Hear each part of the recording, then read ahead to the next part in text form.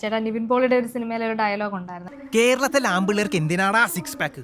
അപ്പോൾ ചേട്ടൻ പല ഇൻഡസ്ട്രിയിൽ വർക്ക് ചെയ്യുന്ന ഒരാളാണ്. അപ്പോൾ ഈ ഒരു ഡയലോഗിനോട് എങ്ങനെയാണ് ഒരു പ്രസക്തി, അല്ലെങ്കിൽ എന്താണ് അതിനെപ്പറ്റി പറയാൻ? അത് ഡയലോഗായിട്ട് പറയുന്നത് മാത്രമേ പറ്റുള്ളൂ, അല്ലാതെ അത് പ്രാക്ടിക്കൽ ലൈഫിൽ അത് വർക്ക് ചെയ്യില്ല. കാരണം എന്താ പറഞ്ഞാൽ ഇപ്പം തെലുങ്ക് ഇൻഡസ്ട്രി അല്ലെങ്കിൽ ഇതുപോലുള്ള വലിയ സിനിമകളിലേക്ക് വരുന്ന സമയത്ത് നമുക്കവിടെ ഫിസിക്കൽ ഫിറ്റ്നസ് വളരെ വളരെ ഇമ്പോർട്ടൻ്റ് ആണ്. ഇനിയിപ്പോൾ സിനിമയല്ല പോലും പേഴ്സണൽ ലൈഫിൽ എല്ലാവർക്കും ഒരു ഫിസിക്കൽ ഫിറ്റ്നസ് ഇമ്പോർട്ടൻ്റ് ആണ്.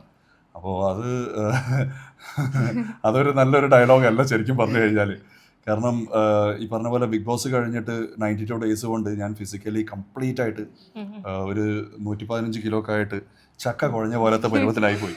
അപ്പോൾ അതിനുശേഷം എനിക്ക് രാമബാണം എന്ന് പറഞ്ഞൊരു ഗോപിചന്ദിൻ്റെ പടം പേര് വന്നിട്ട് ജസ്റ്റ് 45 ഡേയ്സ് ആണ് എനിക്ക് ഡയറക്ടർ സമയം തന്നിരുന്നത്.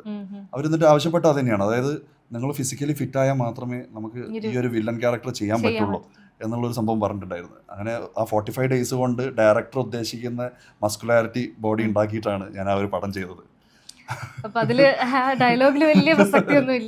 മലയാളത്തിൽ ചിലപ്പോൾ അങ്ങനെയായിരിക്കും, പക്ഷെ അവിടെ നടക്കില്ല.